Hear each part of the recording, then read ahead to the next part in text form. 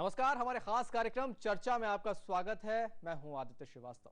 चर्चा में बात करते हैं हमेशा समसामयिक विषयों की, यानी करंट अफेयर्स की। आज दोनों टॉपिक बहुत ही समसामयिक हैं। एक तो ये कि ग्राम स्मार्ट पंचायत एवं ग्रामीण विकास विभाग की ये योजना है कि अब स्मार्ट सिटी की बात तो हो ही रही थी, लेकिन स्मार्ट पंचायत कैसी हो, स्मार्ट गांव कैसे हो, इस पर अब जोर पंचायत विभाग का है और उसकी एक प्लानिंग दी। और साथ साथ जो हमारे साथ गेस्ट हैं वो भी इन दिनों चर्चाओं में। हमारे साथ भक्ति शर्मा है, युवा सरपंच हैं, 25 साल उनकी उम्र है और लगातार वो काम कर रही हैं, अच्छा काम कर रही हैं। और क्या उपलब्धियां उनकी रही ये भी आप बताएंगे, और कैसे स्मार्ट पंचायत में एक युवा सरपंच की भूमिका रहेगी, इस पर बातचीत करेंगे। भक्ति जी हमारे साथ होंगी और साथ साथ एक ऐसे पत्रकार हमारे साथ मौजूद है जो लगातार कई मध्य प्रदेश और छत्तीसगढ़ के कई ग्रामीण इलाकों में निचले स्तर पर जाकर उन्होंने पत्रकारिता की है और ग्रामीण इलाकों में जो समस्याएं होती हैं, खासकर पंचायती राज की, वो सारी समस्याओं को उन्होंने देखा है और अपनी कलम के माध्यम से, कैमरे के माध्यम से, अपने माइक के माध्यम से जनता तक पहुंचाने की कोशिश की है। महेश मेवाड़ा हमारे साथ होंगे। आप दोनों का बहुत बहुत स्वागत करते हैं। सबसे पहले भक्ति आपसे ही शुरुआत करेंगे। ये जो स्मार्ट विलेज, स्मार्ट पंचायत का कंसेप्ट जो पंचायत विभाग ने दिया है, एक स्मार्ट सरपंच होने के नाते कैसे आप स्मार्ट पंचायत को देखती हैं? क्या आपके दिमाग में क्या फोकस आता है कि स्मार्ट पंचायत कैसी होनी चाहिए? जी नमस्कार। जब भी हम एक गांव की बात करते हैं तो हम ये चीज़ देखते हैं कि चर्चा में क्या चीज़ें आती हैं। चर्चा में आती हैं कि किसान कैसे हैं वहाँ पे खेती बाड़ी कैसी है, तो और वहाँ पे पशु पक्षी, वहाँ के आहार क्या हैं, उन चीज़ों के ऊपर हम ज़्यादा चर्चा करते हैं।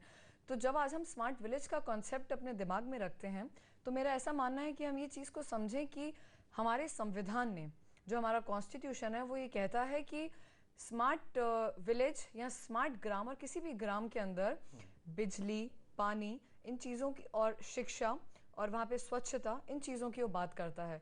तो मेरा जो पूरा का पूरा विजन है वो पूरा इन चीज़ों के ऊपर ही निर्भर करता है। स्मार्ट ग्राम, जो पंचायत की बात हुई, स्वाभाविक सी बात है, गांव में ही ग्राम पंचायतें होती हैं, सारी चीज़ें होती हैं। लेकिन मैं आपसे अगर जानना चाहूँ कि चूंकि लगातार हमने देखा है कि सरपंच अगर एक नाम आता है तो वो आता है कि तो स्थानीय कोई व्यक्ति होगा या उसको किसी कोटे से उसका नाम आएगा और वो चुना जाएगा, सारी चीज़ें होती या तो। और खासकर महिलाओं में हम देखते हैं कि महिलाओं में तो सरपंच मिलना भी मुश्किल हो जाता है और मिलती भी हैं तो शायद इतनी एजुकेटेड वो चीज़ें कहीं ना कहीं नहीं आ पाती हैं। कितनी महत्वपूर्ण समझती हैं आपकी वाकई है कि जो सरपंच है उसको कितना जागरूक होना ज़रूरी है? सर, मेरे मानने में सरपंच को बहुत ज़्यादा जागरूक होना चाहिए। राजस्थान में जब अभी उन्होंने संविधान के अंदर थोड़े से संशोधन करके चीज़ को लेकर आए कि वो हायर सेकेंडरी तक पढ़े हों, हम मध्य प्रदेश को और आगे ऊपर बढ़ाएं और हम बात करें कि कम से कम वो 12वीं पास या ग्रेजुएट तो हुए ही हों। क्योंकि जब तक एक व्यक्ति बहुत ज़्यादा पढ़ा लिखा होता है और वो उसी गांव का होता है तो वो समझ पाता है कि यहाँ पे क्या इश्यूज हैं, यहाँ की क्या समस्याएं हैं, यहाँ पे लोग किस प्रकार से जी रहे हैं। उस चीज़ को समझने के लिए शिक्षा एक बहुत अहम रोल प्ले करती है आज की डेट में। आप देखिए जिस तरीके से सर्व शिक्षा अभियान चला, हमारे जो फंडामेंटल राइट्स हैं 21A के अंदर ये बात करी गई है राइट टू एजुकेशन की। ये क्यों की गई है? ये करी गई है कि व्यक्ति अगर बहुत ज्यादा इंटेलिजेंट होता है, वो पढ़ा लिखा होता है, वो सोचने समझने की शक्ति रखता है कि क्या सही है क्या गलत है। जो हम स्मार्ट विलेज का कॉन्सेप्ट लेकर आ रहे हैं उसके अंदर मैं शिक्षा को बहुत अहम क्या कहते हैं उसको, महत्वपूर्णता उसकी समझती हूँ। हर पंचायत में कम से कम एक स्कूल होना चाहिए जो 12वीं तक हो। आप हमारे गांव की बात करेंगे तो यहाँ पे हर साल 40 लड़कियां 8वीं के बाद स्कूल नहीं जाती। तो मैं सच में ये बात चाहूंगी कि हमारे मध्य प्रदेश के अंदर हर पंचायत के अंदर हायर सेकेंडरी एक स्कूल हो और हर 5 पंचायतों को मिलाकर एक गवर्नमेंट कॉलेज होना चाहिए। उससे आप ये देखें कि रोजगार जो है उनको, वो कम से कम अगर माइग्रेट करके शहरों की तरफ आते हैं तो उनके पास एक ग्रेजुएशन की एक डिग्री तो हो, उनके पास एक स्नातकोत्तर डिग्री हो या उनके पास कुछ हो, ताकि महाविद्यालय की डिग्री हो, ताकि वो जब यहाँ आए तो उनको किसी भी तरीके की असुविधा ना मिले। महेश, आपने लगातार कई ग्रामीण इलाकों में रिपोर्टिंग की है। हमेशा जो सरकार का विभाग होता है, ग्रामीण एवं पंचायत विभाग, उसकी यही कोशिश है कि गांव को विकास किया जाए। नाम आज आया है स्मार्ट पंचायत, स्मार्ट ग्राम, इससे पहले भी कई नाम हमने सुने हैं। क्या लगता है आपको, अब ऐसा क्या है जो अब इस ग्राम पंचायत, स्मार्ट ग्राम और स्मार्ट पंचायत में देखने को मिल जाएगा? सबसे बड़ी बात आदित्य जी, सबसे पहले तो मैं ये कहूँगा कि जो आप लोगों ने कहा है कि शिक्षा को बढ़ावा देना, और शायद यही वजह है कि आज हमारा युवा भी स्मार्ट होता जा रहा है, क्योंकि शिक्षा कहीं ना कहीं उनको आगे बढ़ा रही है। तो जब युवा हमारा स्मार्ट होगा तो इस स्मार्ट विलेज की जो अवधारणा है वो कहीं ना कहीं जमीन पर हकीकत के तौर पर नजर आएगी।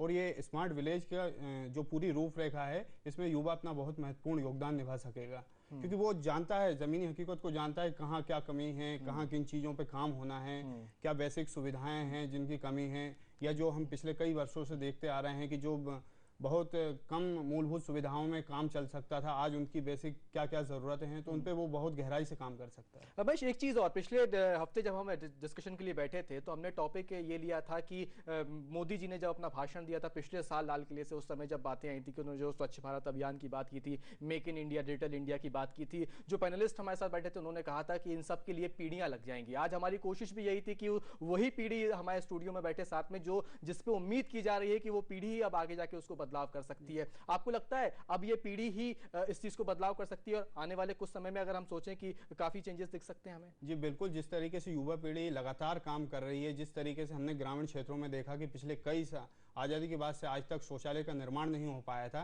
लेकिन वो लगातार बन रहे हैं, और जिन गाँवों में कमी है या जहाँ शौचालय निर्माण नहीं हो पा रहे हैं, उनको अगर पंचायत अपने तौर पर नहीं कर पा रही है, तो ग्रामीण स्तर पे जो लोग हैं या युवा हैं, वो अपने घर में इस चीज़ को तेज़ी से मुद्दे के साथ उठाते हैं कि शौचालय निर्माण होना चाहिए, चाहे हमारी बच्चियां हों, चाहे युवक हों, जो भी, वो हर एक अपने स्तर पे शौचालय निर्माण की बात को बहुत तेज़ी से उठा रहा है। तो कहीं ना कहीं ये उनका जो पुरजोर उठाने की कोशिश है, उसके स्तर पे शौचालय के जो निर्माण में जो तेज़ी आई है, और शायद कई गाँवों में, तो हमने कई जगह आज खबरें भी पढ़ी हैं कि कई गाँवों में पूरी तरीके से शौचालय निर्माण हो चुके हैं।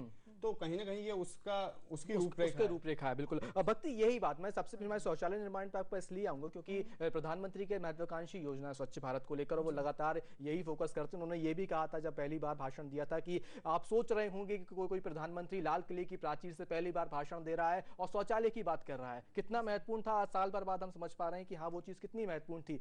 आपके गाँव की अगर बात की जाए, किस तरह से शौचालयों को लेकर काम हुआ है, क्या वाकई स्थिति अभी सही है या और सुधारने की जरूरत है वहां पर? सर, अगर मेरे गांव की बात करी जाए तो मैं आपको एक चीज़ बताना चाहूँगी कि आज से मुझे अभी सरपंच बने हुए 5 महीने हुए हैं, और इस महीने करीबन 19 लोगों ने अपने घर में शौचालय बनवाए हैं, और इससे पहले बनवाए थे 17 लोगों ने। अब बैठे हुए हर इंसान को बहुत हैरत होगी, अरे इतने कम, 600 घर हैं। मेरा ये प्रश्न आता है कि इससे पहले कितनों ने बनवाए थे? अगर आज ये लोग बनवा रहे हैं, क्यों? क्योंकि आज हम इनको उस चीज की जागरूकता दे रहे हैं। मैं आपको इस चीज का महत्व समझाना चाहूंगी कि जब हमारा संविधान ये बात कह रहा है कि हमें स्वास्थ्य के बारे में सोचना है, शौचालय के बारे में सोचना है, तो हम इस चीज से क्यों पीछे हट रहे हैं? अगर उन्हें बात करी, क्योंकि कहीं ना कहीं इनसे कितनी मूलभूत छोटी छोटी समस्याएं जुड़ी हुई हैं। आप अगर आज बाहर हाईवे पे जाके देखेंगे तो लोग उन हाईवे पे खुले में शौच कर रहे हैं, और इनसे कितने ज्यादा क्राइम्स बढ़ते हैं। तो अब अपने घर की बेटी बहुएं हमारी इज्जत होती हैं, इनको हम कहते हैं हमारे घर की लक्ष्मी होती हैं, तो ये हम ऐसी चीजें तो एटलीस्ट घर के अंदर रहें। और मेरे पूरे कन्वेंसिंग के दौरान जब मैंने वादे करे, बातें करें, तो मैंने इन चीजों का बहुत अहम ध्यान रखा कि हमारा जो विकास है वो पहले इन चीजों के ऊपर हो। क्योंकि मैं शौचालय को बहुत एक अहम चीज मानती हूँ। जब हम अपने शहरों में रह के इन चीजों के ऊपर इतना ज्यादा सोचते हैं, तो वो तो गांव के हैं और वहीं से हमारा अस्तित्व जुड़ा है, तो क्यों ना वो लोग अपने घरों में शौचालय बनवाएं।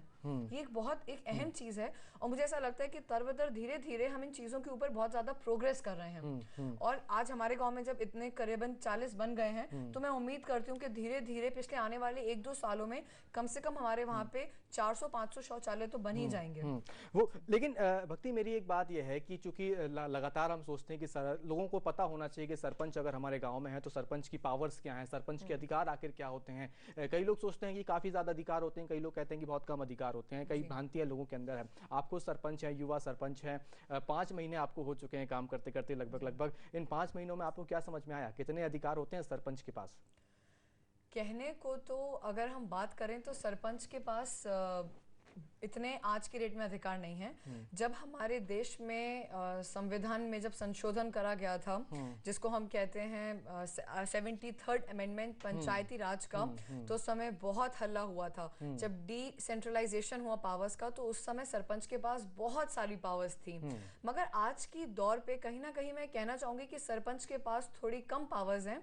देखिए, बुरा मानने की बात नहीं है, मगर आज की डेट में आप सरपंच को एक पोस्टमैन से जोड़ सकते हैं। अच्छा, क्यों मैं ये बात इसलिए कहूंगी, हाँ थोड़ा बुरा लगा मुझे बात कहने में, मगर क्या कहते हैं, सरपंच आज इतना सरपंच के पास पावर्स होनी चाहिए आज की डेट में। देखिए, अगर 5 गांव ने उसे इलेक्ट करा, तो कुछ ना कुछ तो उन्होंने उसके अंदर सोचा होगा। बिल्कुल। तो अगर आज उनको इलेक्ट करा तो ये चीज हमारी सरकार को समझनी चाहिए कि अगर सरपंच आपको कोई प्रस्ताव दे रहा है, सरपंच किसी के बारे में आपको शिकायत कर रहा है, तो उसके ऊपर ऑन द स्पॉट एक एक्शन होना चाहिए।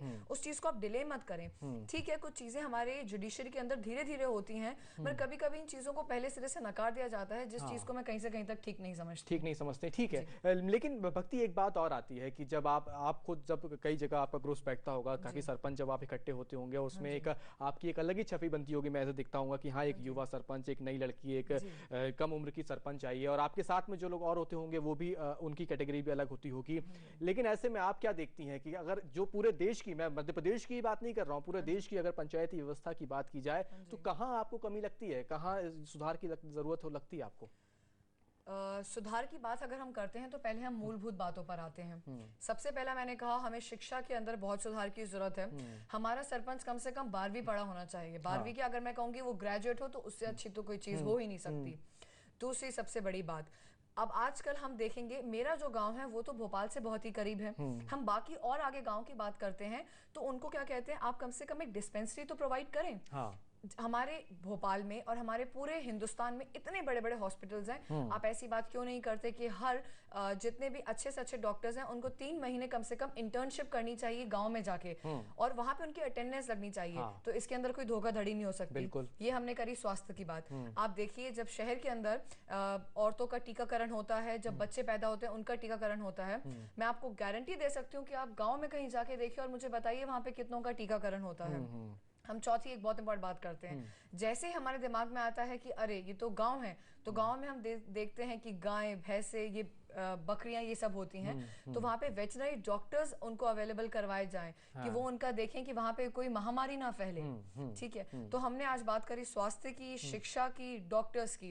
अब हम एक और इम्पोर्टेंट बात पे आते हैं, वो आती है जिसको हम कहते हैं बिजली की। ठीक है, उनका हक है बिजली का। हमारी सरकार, पूरी सरकार 24 घंटे की बिजली की बात करती है, मगर कहीं ना कहीं हमारे पास बिजली की कमी है। अब आप बिजली कैसे देते हैं? आप देते हैं पहले 4 घंटे की बिजली, फिर आप देते हैं 6 घंटे की बिजली। अब जो बेचारा किसान है वो अगर मजदूर भी लगाएगा, 1 एकड़ में 4 घंटे में तो आप सिंचाई भी नहीं कर सकते। आप एक साथ ही कम से कम 10 घंटे की बिजली दें ताकि वो मजदूर को रखे या खुद करे, तो उसका बाकी का समय जो है पूरा जाया ना हो। जब हमारा संविधान, मैं फिर ये कहूंगी, कहता है कि बिजली की बात कर रहे हैं, हम पानी की बात कर रहे हैं, जल थल योजना के तहत आप पानियों की बात करें कि हमें हर घर नल योजना को पहुंचाना है। फिर अब हमारी सरकार बात करती है कि हमें सोलर पैनल। लेकिन एक बात मैं आपको यहाँ रोकना चाहूंगा, मैं आपको ये बताना चाहूंगा कि इससे पहले, चूंकि आप भी अभी नई उम्र की हैं, शायद इससे पहले की जो चीज़ें थी, मुख्यमंत्री हमारे मध्य प्रदेश की वो कहते हैं कि जब इससे पहले दूसरी सरकार थी 10 साल पहले, जब 2000 मेगावाट बिजली मध्य प्रदेश में हुआ करती थी, आज 14000 मेगावाट बिजली मध्य प्रदेश में होती है। किसानों को जितनी ज़्यादा बिजली मिल रही है, मतलब मेरा कहने का मतलब सिर्फ यही है कि जब आज 14000 मेगावाट बिजली मध्य प्रदेश को मिल रही है और तब आपको लग रहा है कि वो भी कम है कहीं ना कहीं, तो इससे पहले की स्थिति और विकट होती होंगी।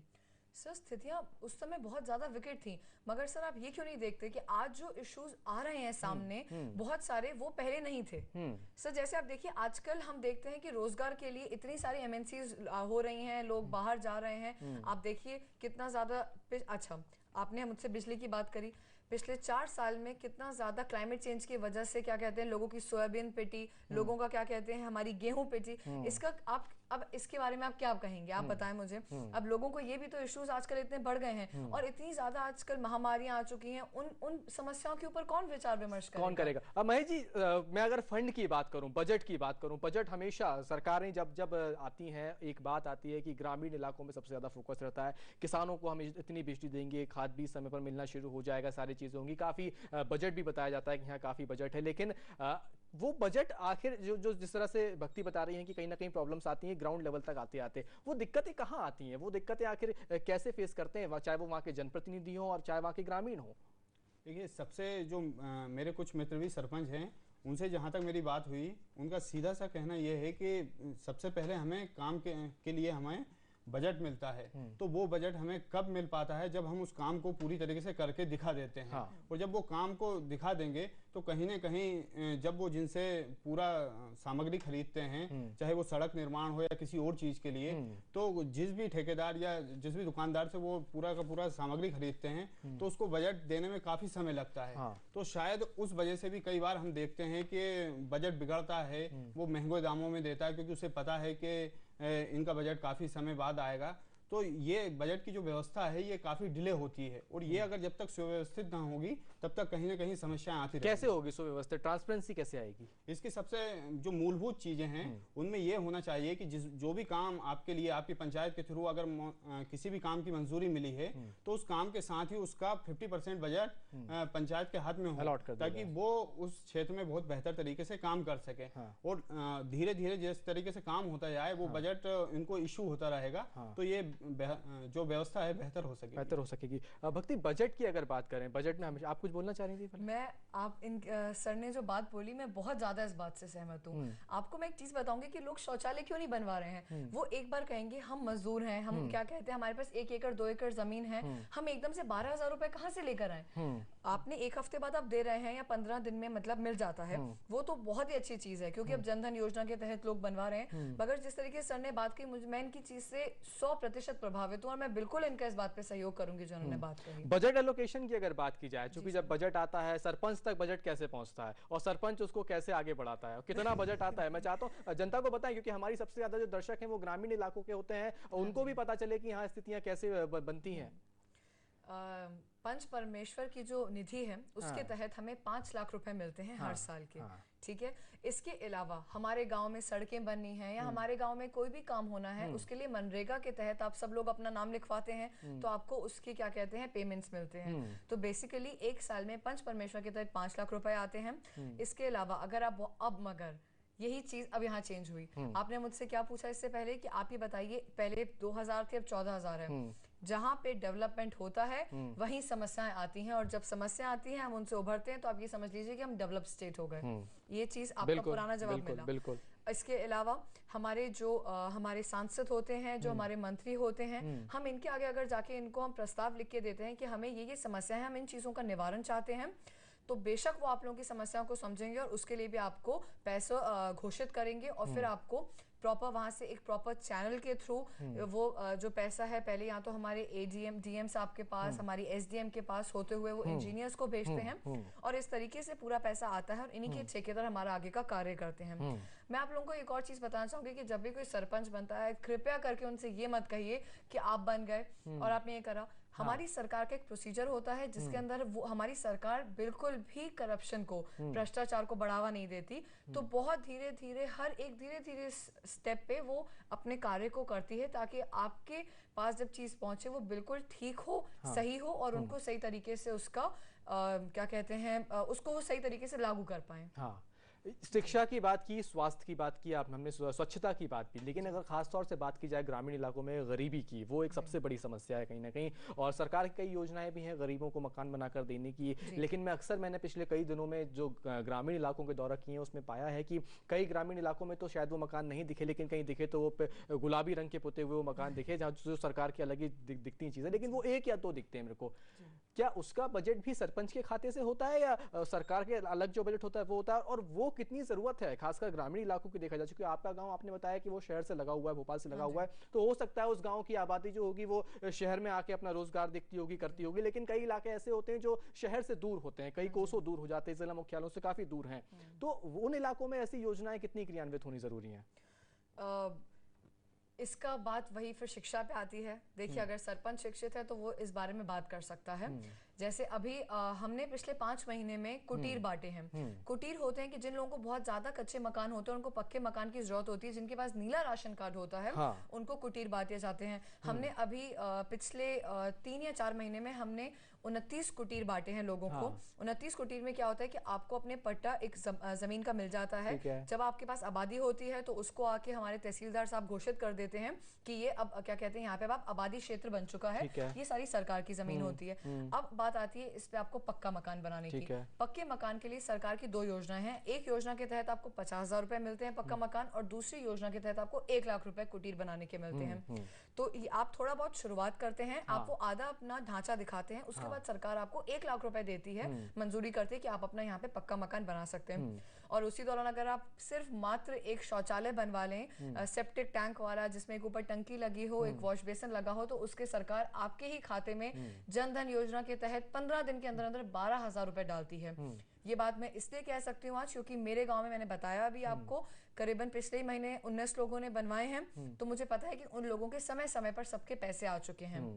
बस महेश, एक चीज़ आती है जब हम स्मार्ट विलेज की बात कर रहे हैं, स्मार्ट पंचायत की बात कर रहे हैं, और एक चीज़ मैंने पिछले दिनों ही देखी, मेरा एक निज ग्राम जो है वहाँ की मैंने एक घटना मैं आपको बताना चाह रहा हूँ कि हाल ही के दिनों में जब मैं वहाँ गया तो मैंने देखा कि उस गांव में एक आज भी मुक्तिधाम नहीं है।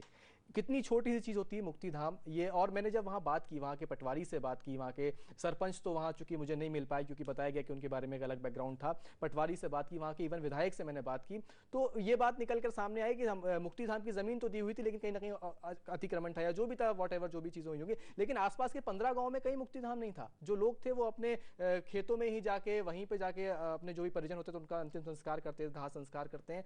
ऐसे में smart city, smart village, smart panchayat की बात करना कितना सही होगा? जी बिल्कुल, जैसा कि आपने कहा कि आज भी हमारे प्रदेश की अगर हम बात करें तो ऐसे हजारों गांव, लाखों गांव होंगे कि जो बिल्कुल इन चीज़ों से दूर हैं। उनमें भी किसी भी तरह का विश्राम घाट नहीं है या किसी भी तरह की कोई व्यवस्था नहीं है। और जहां जिन गांवों में है ये वहां की ग्राम समिति के माध्यम से ही कई जगह ये बन पाए हैं। और जिस तरीके से आपने कहा कि ये कब्जा होता है इन पे, तो इन पे बेजा कब्जा की बात काफी पुरानी है। इन जगहों को सरकार द्वारा अलर्ट किया जाता है, प्रशासन द्वारा किया जाता है, लेकिन इन पे कब्जा हो जाता है। भाई जी, उसमें एक बात निकल कर ये सामने आई कि जो भैया जो पटवारी हैं वो ये कह रहे हैं कि पंचायत अगर हमें लिख के देगी तो हम काम करेंगे। पंचायत में जो पंच हैं, जो सरपंच हैं, वही गाँव वालों को अवेलेबल नहीं हो पाते। ऐसे में कैसे कल्पना की जाए?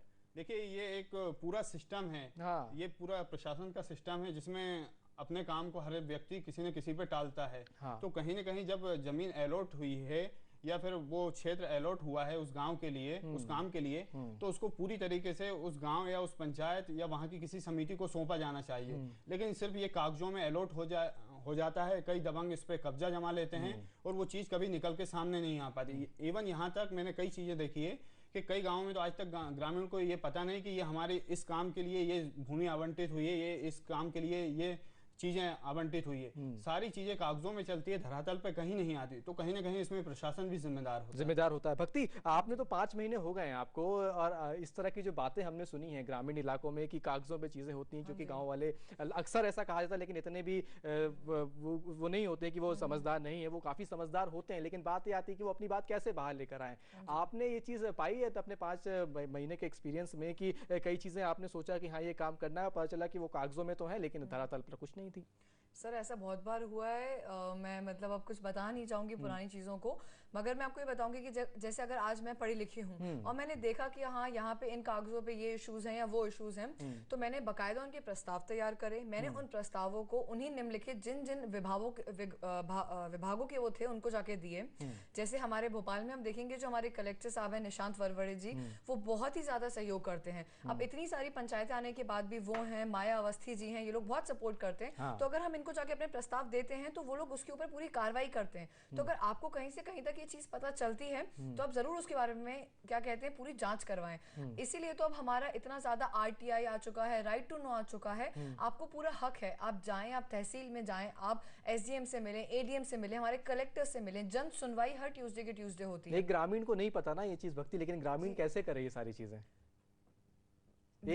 गांव का व्यक्ति वो कैसे, मैं आपकी बात बिल्कुल सही है, लेकिन उस गांव के व्यक्ति को ये नहीं पता, वो ये तो सुन रहा है कि आरटीआई दी है सरकार ने, लेकिन वो कैसे उस आरटीआई का फायदा उठा सकता है, ये उसको कहीं ना कहीं आपको लगता है जागरूक करने की जरूरत है। तो जागरूकता कैसे आएगी? जैसे अब वही हमने शिक्षा को क्यों इतना महत्व अब आज की डेट में हम दें? सर आपने मुझे इतनी बातें बताई, अगर हम शिक्षा को महत्व नहीं देंगे तो आपने सबसे पहले बात क्या करी कि ये जनरेशन है जो सुधार लेकर आ रही है। तो मैं ये चाहूंगी कि अगर समझ लोग हमें देख रहे हैं तो आप हमसे ही सीख कर एटलीस्ट आगे तो बढ़े। अगर आज आप आगे बढ़ेंगे तभी तो हम कुछ कर पाएंगे। जैसे अभी आपने मुझे उस पुरानी बात में बताया कि जो सरपंच थे उसमें अगर हम अधिकारी की गलती निकालते हैं, हम क्यों नहीं वहां के गांव वालों की गलती निकालते? हाँ। अगर आपको नहीं पता था पहले से कि वो व्यक्ति आपको हमेशा आपको मिलेगा या नहीं मिलेगा, ये तो आपको जब राइट टू वोट दिया गया है, आपको हक है किसी को वोट देने का, तो आप अपने अंदर कैसे व्यक्ति को वोट दें जो जाए और आपके काम को समझे, आपकी चीजों को समझे, आपके लिए भला करे।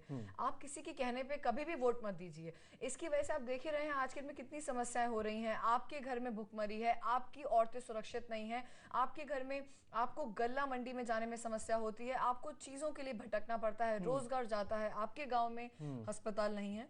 तो ये चीज़ों समस्याएं आपको होती हैं। और जो भक्ति बोल रही है, मैं आपको बताना चाहूंगा कि एक हाल ही के दिनों में पिछले 1 या 2 महीने पहले की यह खबर थी। एक गांव में इस तरह का मामला सामने आया था, जब एक गांव को एक जागरूक कार्यकर्ता था, आरटीआई कार्यकर्ता था, उसने 20 लाख रुपए सिर्फ उसके गांव में जिस तरह से जो भी घोटाले हुए हैं, जो भी चीजें हुई थी, उसको निकालने के लिए उसने व्यक्तिगत तौर पर खर्च कर दिए। और आखिरकार ये हुआ कि कलेक्टर को खुद संज्ञान लेना पड़ा और कलेक्टर ने खुद वहां जाके कार्रवाई करवाई और जो भी घोटाले हुए थे उस पर जो जिम्मेदार लोग थे, जिम्मेदार अधिकारी थे, उन पर बाकायदा एक्शन भी हुआ था। लेकिन भक्ति, ये सारी बात हमने की, अब बात आती है महिलाओं की, ग्रामीण क्षेत्रों की महिलाओं की, महिलाओं की सुरक्षा की। ऐसे में महिलाओं के लिए अगर बात की जाए खासतौर से किस तरह की व्यवस्थाएं आपके दिमाग में आती है कि हाँ, अब महिलाओं के लिए इस लाइन पे काम होना बहुत जरूरी है? महिलाओं के लिए सबसे पहले तो मैं आपको ये बताना चाहूंगी कि आपकी शिक्षा एक अहम रोल प्ले करती है, क्योंकि जब आप शिक्षित होंगी तो आप अपनी आने वाली पीढ़ी को शिक्षित कर पाएंगी। तो आपको तो शिक्षा आपके लिए बहुत महत्वकारी चीज है। दूसरी चीज हम ये बात करते हैं कि आपको अपने स्वास्थ्य का बहुत ख्याल रखना है, क्योंकि अगर आप स्वस्थ हैं तो आपकी आने वाली पीढ़ियां फिर स्वस्थ रहेंगी। आप इस चीज को समझिए कि महिलाओं की वजह से ही हमारा अस्तित्व है। हम इन चीज को कहीं से कहीं तक नहीं नकार सकते। अब आप देखिए हरियाणा में अब कितना ज्यादा आ रहा है कि महिलाओं को बढ़ावा दीजिए, क्योंकि वहां के गाँव में महिलाएं बची ही नहीं है। हमारे माननीय मंत्री, हमारे मुख्यमंत्री जी शिवराज सिंह चौहान जी ने, उन्होंने अभी लाडली लक्ष्मी योजना निकाली। क्यों? क्योंकि उन्हें पता है, वो भी इस बात को समझते हैं कहीं ना कहीं औरत जो एक अहम एक हमारी छवि है, वही हमारे बारे में आगे कुछ सोच सकती है और कोई कुछ नहीं सोच सकता। क्योंकि देखा जाए ज्यादातर गांव के जो मतलब हमारे पुरुष होते हैं, वो लोग गांव में वो रोजगार जो है वो उनकी बदौलत है, घर खर्च उनकी वजह से चलता है। मगर अगर आप थोड़ी सी भी एजुकेटेड होंगी, आप अपने बच्चों को एजुकेशन दे पाएंगी, तो कहीं ना कहीं आप लोग उस चीज से, उस गरीबी से थोड़ा सा ऊपर उठ पाएंगे। आप भी अपने पति का कहीं ना कहीं सहयोग कर पाएंगी। बिल्कुल। महेश, एक चीज आती है कि अक्सर हमने देखा केंद्र सरकार का भी यही फोकस है, प्रधानमंत्री ने भी अभी हाल ही के दिनों में कहा था और प्रदेश की सरकार भी यही कर रही है कि इंटरनेट से गांव को जोड़ा जाए। कहीं ना कहीं सरकार को लगता है कि इंटरनेट से अगर गांव जुड़ेंगे तो कहीं ना कहीं विकास की जो धारा है वो और तेज होगी, विकास की जो गंगा है वो ज्यादा तेज अच्छे से बह सकेगी और ज्यादा धारा में बह सकेगी। कि आपने तो ग्रामीण इलाकों में काफी काम किया है, अब करते भी आ रहे हैं आप पिछले कुछ समय से, क्या देख पा रहे हैं कि वाकई इंटरनेट का फायदा लोगों को मिल रहा है और क्या वाकई इंटरनेट के लिए वहाँ सिस्टम्स पहुंच रहे हैं?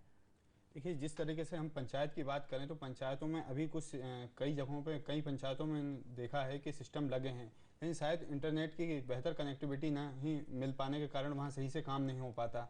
जो बड़े शहरों के आसपास के गांव हैं उनमें तो वो सुविधाएं बेहतर है, लेकिन आज भी मैंने कई ऐसे लोगों को देखा है जो अपना पूरा काम करने के लिए शहरों में आते हैं और शहरों में बैठ के वो पूरा पंचायत का काम करते हैं।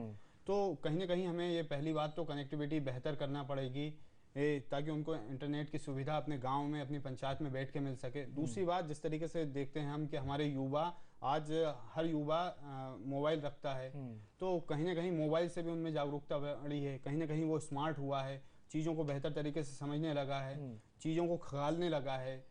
तो सबसे बड़ी बात यही है कि शिक्षा जितनी बेहतर होती जाएगी, चाहे वो शहरों की बात करें चाहे ग्रामीण में, अगर शिक्षा का स्तर वहां भी बढ़ता जाएगा तो हर चीज की, हर समस्या का निदान है शिक्षा, हर समस्या का निदान है शिक्षा। भक्ति, हाल ही के दिनों में मैंने एक बुधनी के क्षेत्र में गया जहाँ मुख्यमंत्री का खुद इलाका है वहाँ पे, और एक छिंदवाड़ा का मैंने एग्जाम्पल सुना था कि रूरल सोर्स करके एक संस्था है जो ग्रामीण इलाकों में अपने कॉल सेंटर्स खोल रही है, ग्रामीण इलाकों में जो वहीं के लोग हैं उनको ट्रेनिंग्स दे रही है और बाकायदा वहीं वो लोग काम कर रहे हैं, उनको अपने घर से 2-4-5 किलोमीटर की रेंज पे काम मिल रहा है। ये वाकई रोजगार को लेकर सरकार की जो मंशा है काफी अच्छी है। आपको लगता है कहीं ना कहीं ऐसी चीजें जो हैं इसका और विस्तार होने की जरूरत है, या एक युवा सरपंच होने के नाते, एक युवा जनप्रतिनिधि होने के नाते कुछ और प्लानिंग्स आपके दिमाग में कि जिससे और रोजगार डेवलप हो सकते हैं ताकि युवाओं को गांव छोड़कर शहरों की तरफ पलायन ना करना पड़े?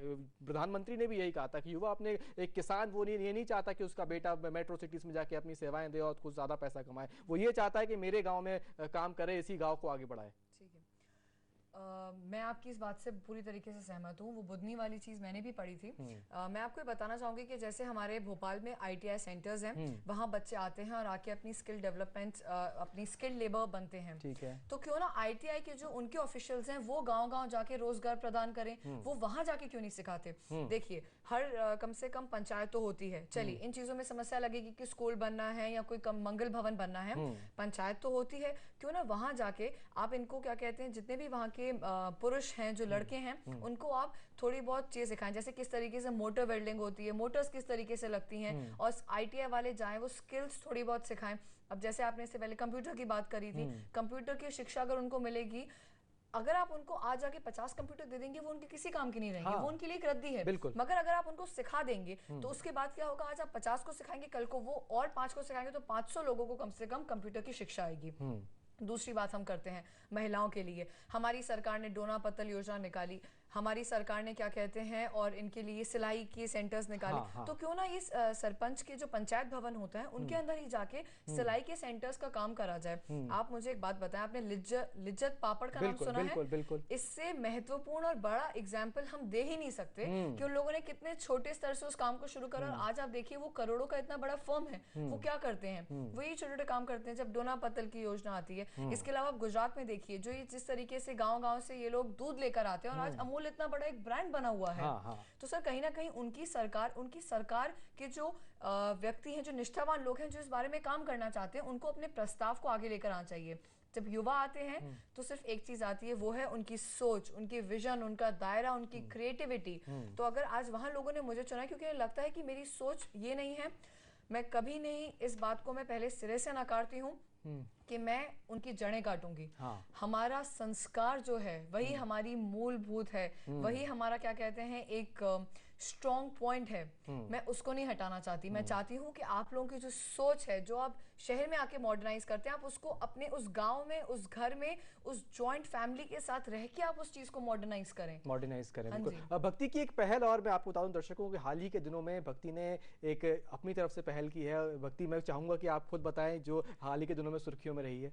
मैंने अभी बहुत छोटी सी बस पहल है, वो ये है कि 15 अगस्त वाले दिन मैंने घोषणा करी कि हमारी जो भी हमें वेतन मिलता है सरपंच को, हमारे पूरे 5 गांव में जब भी किसी के घर लड़की पैदा होगी तो हम अपनी 2 महीने की वो तनख्वाह हम उनकी माता जी को देंगे, और साथ ही हम उनसे क्या कहते हैं निवेदन करेंगे कि वो एक पेड़ जरूर लगाएं।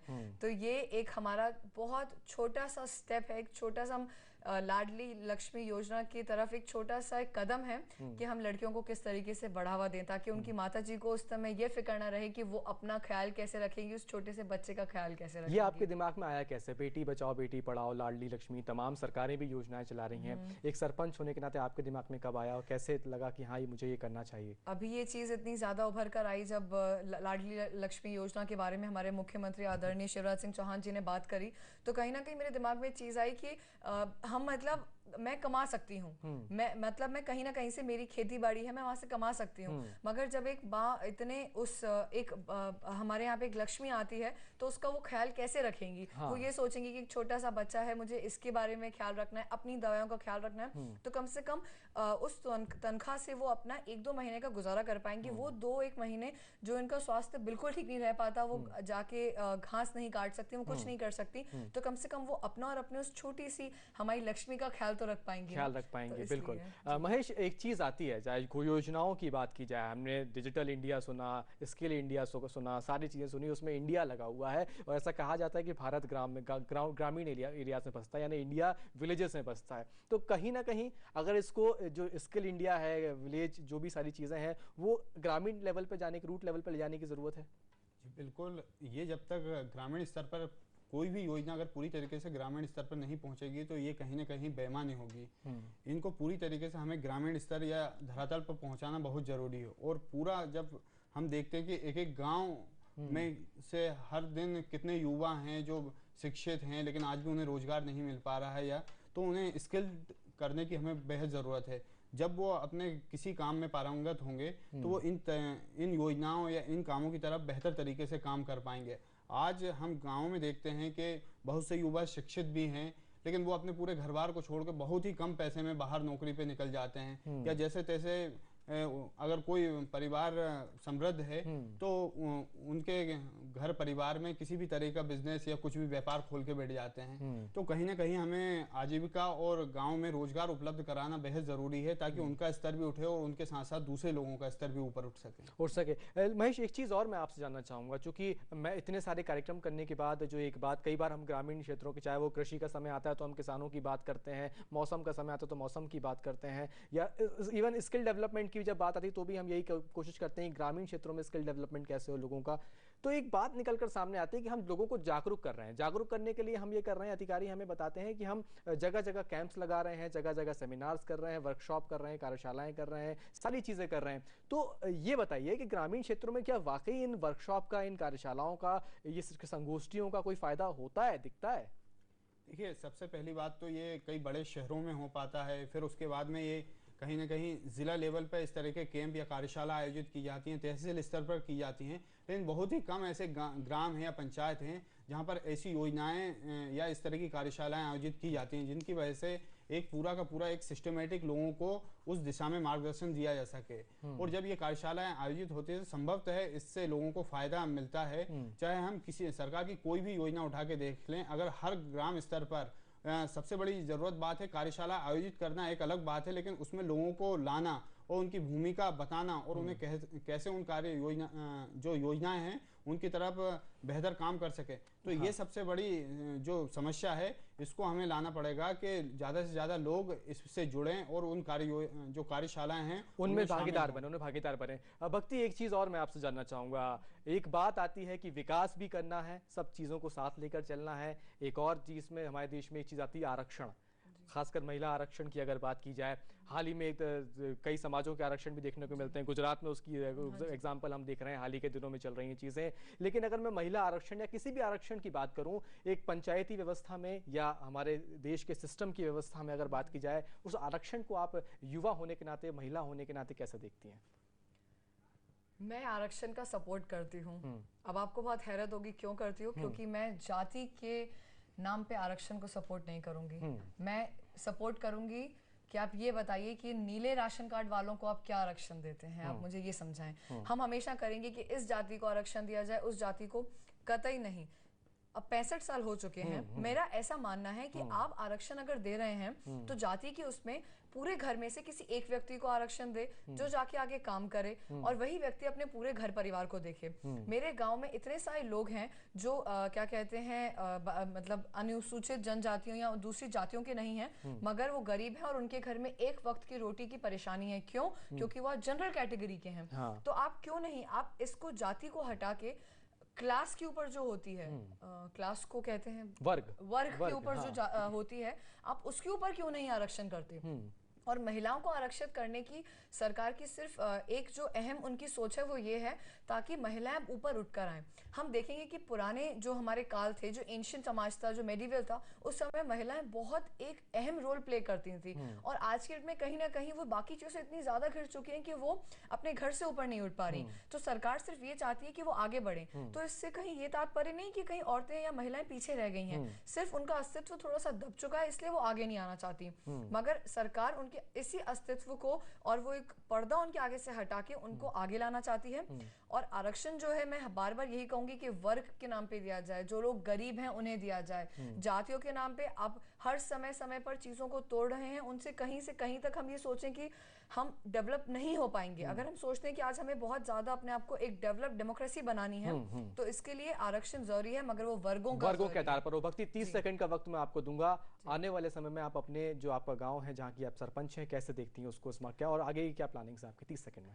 30 सेकंड में मैं ये बताना चाहूंगी कि मैं इसे एक स्मार्ट विलेज के तौर पे देखती हूँ, जहाँ पे 100% लिटरेसी होगी, 100% लोगों के राशन कार्ड होंगे, वहाँ एक छोटी सी डिस्पेंसरी होगी, साथ में मैं उनको एक वेटरनरी डॉक्टर भी प्रोवाइड करूंगी। मैं ये सच में चाहती हूँ कि आज से 5 साल बाद लोग अपने आप को बताएं कि हम बरखेड़ी अब्दुल्ला पंचायत के लोग हैं, पहचान में आए, वहाँ के लोगों के पास रोजगार होगा। और इन चीज़ों का मैं सच में वादा करती हूँ आज यहाँ बैठ के कि 5 साल में आप सच में उसे एक मॉडल पंचायत के नाम से देखेंगे, लोग उसका उदाहरण देंगे। हाँ, उदाहरण देंगे। तो दर्शकों, हमारी जो पूरी कोशिश थी, हम बात कर रहे थे चूंकि ई पंचायत की, हम बात कर रहे थे स्मार्ट पंचायत की, हम बात कर रहे थे स्मार्ट ग्राम की, कैसे स्मार्ट गांव बने, स्मार्ट पंचायत बने। हालांकि आज केंद्र सरकार की तरफ से जो स्मार्ट शहर बनने उसकी सूची जारी की गई है, कौन कौन से शहर होंगे, 100 शहर वो बताए गए हैं, लेकिन हम बात गांव की कर रहे थे। और निकल कर इस चर्चा के बाद यही सामने आ रहा है कि, और पिछली चर्चाएं जो हुई थी उसमें यही बात निकल कर आई थी कि पीढ़ियां लगेंगी चीजों को बदलने में, पीढ़ियों के ऊपर डिपेंड होती है चीजें कैसे बदलेंगी। और हमारी कोशिश भी यही थी कि हम उसी पीढ़ी को आगे लेकर आए आपके सामने, उसी पीढ़ी से पूछे कि आखिर कितना वक्त लगेगा बदलने में, समाज की तस्वीर बदलने में, उस पीढ़ी को कितना समय लग जाएगा। फिलहाल हमारे इस खास कार्यक्रम में इतना ही। आप दोनों का बहुत बहुत धन्यवाद करेंगे। नमस्कार।